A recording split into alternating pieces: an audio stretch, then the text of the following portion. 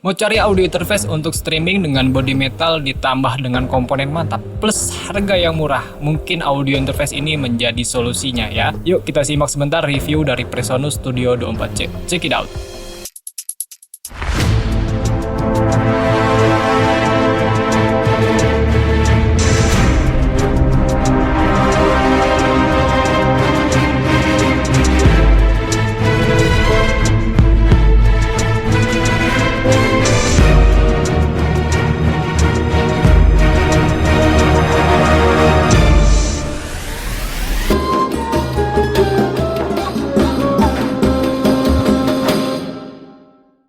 Halo, balik lagi di SB Project. Di video kali ini gue pengen coba review audio interface yang udah beberapa minggu atau 1 bulan lebih gue gunakan di tempat gue. Dan ini adalah Presonus Studio 24C. Untuk sekedar informasi aja bahwa Presonus Studio C series ini tersedia dari berbagai pilihan jumlah I/O yang berbeda. Teman-teman bisa lihat di gambarnya ya, ada yang dari 2 input 2 output sampai dengan 18 input dan 18 output. Oke, kita langsung masuk ke tampilannya ya. Di sini ya, untuk proses bikin video ini audionya gue rekam menggunakan ini ya, Presonus Studio 24C, yang agak sedikit ribet kabel gue pasang di sini karena agak jauh komputer di sana dan audio interface di sini. Kita langsung masuk aja ke tampilan depan dari audio interface ini. Teman-teman bisa melihat di gambar yang gue berikan. Di sebelah paling kiri audio interface ini terlihat ada 2 buah combo jack XLR untuk masukin konektor seperti mikrofon ya, XLR menggunakan instrumen jack TS ataupun menggunakan line input jack TRS. Kemudian kemasuk sebelah kanannya ada 4 buah point LED meter indikator sinyal. Nah, ini ada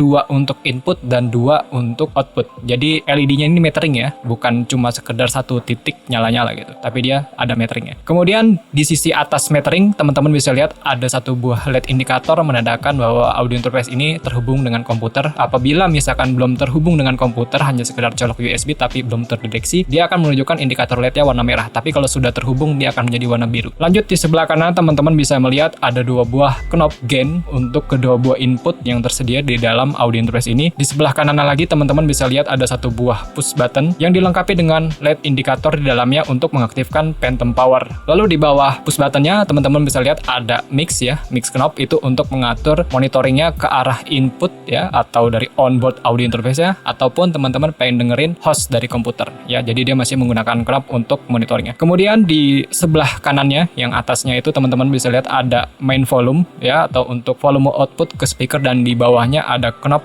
untuk headphone volume. Kok audio interface ini nggak ada switch untuk line atau instrumennya? Ya, karena audio interface ini sudah lumayan canggih, jadi kita tidak usah pusing masalah line atau instrumen. Tinggal colok. Kalau misalkan teman-teman menggunakan jack TS atau jack AK yang mono, itu sudah terdeteksi bahwa input yang digunakan adalah input instrumen. Kalau teman-teman menggunakan jack TRS, dicolok ke interface-nya, menandakan sedang menggunakan line input. Jadi teman-teman gak usah pusing ada switch-switch yang lain-lain lagi, biar lebih simple ya. Itu dia. Kemudian kita masuk ke sisi samping dari tampilan audio interface ini. Teman-teman bisa lihat bahwa di sisi samping cuma ada logo Presonus ya, di kiri kanannya sama aja. Nanti kalau misalkan teman-teman penasaran gitu ke toko, lihat di sisi kiri kanannya ada logo Presonusnya ya. Lalu untuk sisi atasnya cuma ada logo Presonus dan branding Presonusnya. Lalu untuk sisi bawahnya tersedia beberapa informasi mengenai produk ini seperti serial number dan kode produksi yang gue sensor. Kemudian untuk sisi belakang teman-teman bisa lihat di sisi sebelah kiri ada USB tipe C masih 2,0. Di sebelah kanannya ada 2 port MIDI I/O. Di sebelah kanannya lagi ada 2 buah channel output TRS ya untuk speaker monitor, dan terakhir untuk headphone out. Oke, untuk body material dari audio interface ini dia menggunakan metal ya. Jadi ini audio interface bener-bener berat banget ya. Beratnya ini berkesan bahwa audio interface ini tuh kokoh gitu, compact dan solid ya. Kaleng. Wih, kaleng-kaleng, tapi ini bukan kaleng-kaleng ya, sound card terbaik menurut gua di kelasnya. Lalu masuk ke sisi fitur dan spesifikasi, teman-teman bisa lihat di tampilan gambar yang gue berikan saat ini. Audio interface ini dilengkapi dengan 2 buah mikrofon preamp dari X-Max preamp, ada 2 ya preampnya. Lalu analog inputnya tersedia 2 buah combo jack XLR yang bisa untuk mikrofon, bisa untuk instrumen ataupun line. Analog outputnya ada 2 channel ya, cuma 2 channel output menggunakan balance connection atau TRS connection. Phantom powernya ada 1 push button itu untuk 1 1 dan 2, jadi satu kali dipencet phantom powernya nyala dua-duanya. Kemudian untuk bit depth dan sample rate, audio interface ini mampu merekam suara dari resolusi bit depth di 24 bit sampai dengan 192 kHz. Dengan dynamic range teman-teman bisa lihat ada di 108 dB dan menggunakan USB tipe C ya, USB 2.0 tipe C yang kompatibel untuk macOS, untuk Windows OS, dan kemarin gue coba untuk Android juga kompatibel. Dan tersedia MIDI I/O apabila teman-teman masih menggunakan jalur koneksi MIDI untuk mengkonekkan hardware-hardware yang masih menggunakan koneksi MIDI. Oke, sekarang kita masuk ke review and test dari audio interface ini. Kebetulan audio interface ini gue sudah gunakan ya kurang lebih 1 bulanan dan gue tidak menemukan hal yang aneh-aneh pada saat gue menggunakan audio interface ini. Langsung kita masuk ke driver dan engine processing, bahwa audio interface ini menggunakan driver bawaan yang cuma satu instalasi untuk semua produknya Presonus. Jadi apalagi teman-teman menggunakan Studio One untuk mengoperasikan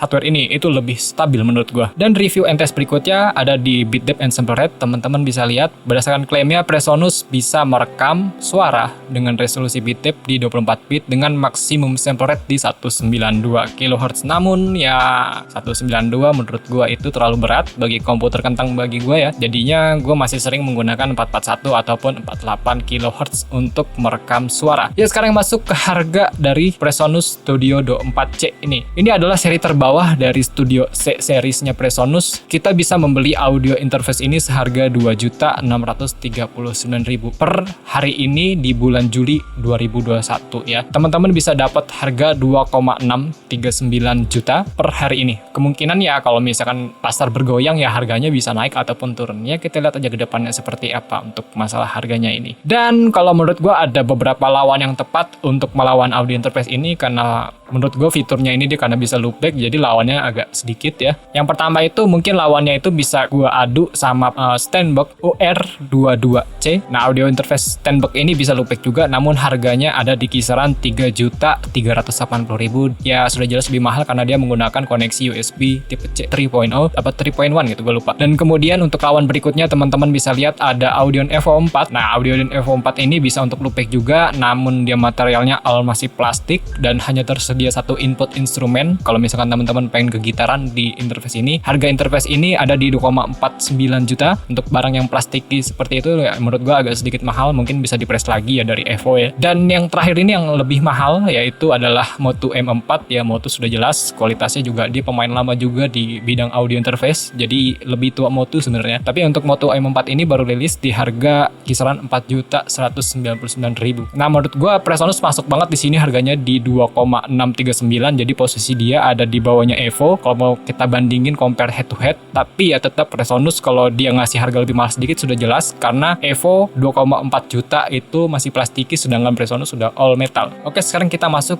ke kesimpulan produk ini. Setelah gue gunakan produk ini kurang lebih 1 bulan, hal yang gue bisa simpulkan adalah pertama, bahwa audio interface ini benar-benar mantap ya. Dari segi material, teman-teman bisa lihat bahwa ini metal coy, bukan plastik ya. Jadi bener-bener mantap, solid, padat, dan kuat kalau menurut gua. Dan kelihatannya juga secara penampilan fisiknya keren banget. Dari warna hitam di baut warna biru di sisi kiri dan kanannya, itu menurut gua keren banget. Dan harganya itu kompetitif. Tadi teman-teman bisa lihat bahwa ketika gua head to head di kelasnya dia, harganya masuk banget di 2,6 juta. Walaupun masih di bawah ya Audioin Evo 4 ya tetap gak apa-apa, karena lo dikasih feel yang lebih mewah dibanding lo pakai Audioin Evo 4 yang masih plastiki itu ya. Kemudian kalau kita compare sama Focusrite 2i2, tetap harganya di bawah Focusrite 2i2 karena 2i2 itu hampir nyentuh 3 juta saat ini, sedangkan Presonus Studio Do 4C masih di 2,6 juta per video ini tayang ya. Lalu untuk kelebihan berikutnya adalah driver yang stabil, mantap ya. Jadi gue menggunakan hardware ini kurang lebih 1 bulanan ya, 1 bulanan. Gue belum merasakan ada tiba-tiba crash, error ataupun lain-lainnya ketika gue menggunakan produk ini. Jadi gue bisa simpulkan bahwa drivernya ini stabil ya. Teman-teman hanya perlu download 1 buah driver installation untuk semua produk audio interface Presonus. Kemudian preamp yang lebih asik dibanding seri audio box. Jadi kemarin gue sudah review beberapa line up-nya audio box, gue merasa preampnya kurang greget ya, kurang gigit lah menurut gue. Jadi solusinya untuk kelas di atasnya audio box, teman-teman bisa pilih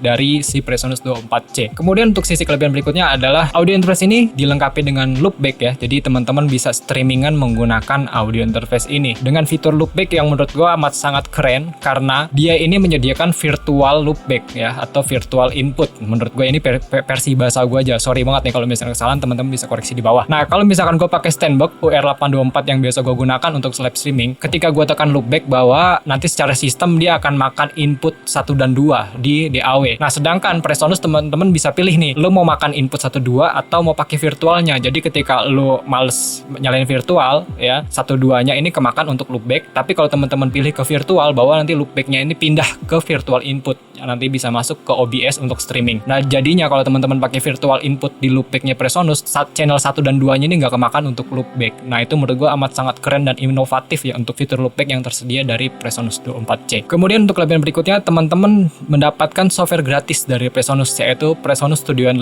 Artist. Nah, Presonus Studio 5 Artist ini kurang lebih harganya di kisaran 1,5 jutaan yang menurut gue amat sangat keren, bisa digunakan untuk kebutuhan basic dan untuk kebutuhan lanjutan. Jadi menurut gue untuk penggunaan Presonus Studio One Artist ya, khususnya yang versi 5 ini ya sebenarnya udah cukup banget untuk kebutuhan home recording ya, nggak terlalu nyusahin lah, nggak kayak yang versi 4 yang dulu menurut gue agak sedikit nyusahin. Jadi untuk versi Studio 5 Artist ini kepake banget, teman-teman bisa dapat ini software gratis senilai 1,5 juta loh ya. Kalau misalkan teman-teman beli langsung di websitenya itu 1,5 juta, tapi kalau teman-teman beli audio interface Presonus, teman-teman akan dapat software Studio 5 Artist ya, versi 5 ya. Dan teman-teman akan mendapatkan plugin tambahan ketika teman-teman menggunakan atau membeli audio interface ini. Dan kelebihan berikutnya adalah after sales yang baik ya, bahwa Presonus ini sudah dipegang sama distributor yang baru, dan dia kemarin sudah ngobrol-ngobrol sama gue, salah satu rekan gue yang ada di PIB. Jadi dia dipegang sama distributor yang namanya PIB atau Panca Inti Bermitra. Jadi apabila teman-teman merasa ada kendala terhadap produk yang dibeli, kalau misalkan garansinya masih ada, teman-teman bisa klaim langsung ke distributornya. Ataupun apabila hardware-nya sudah rusak, setelah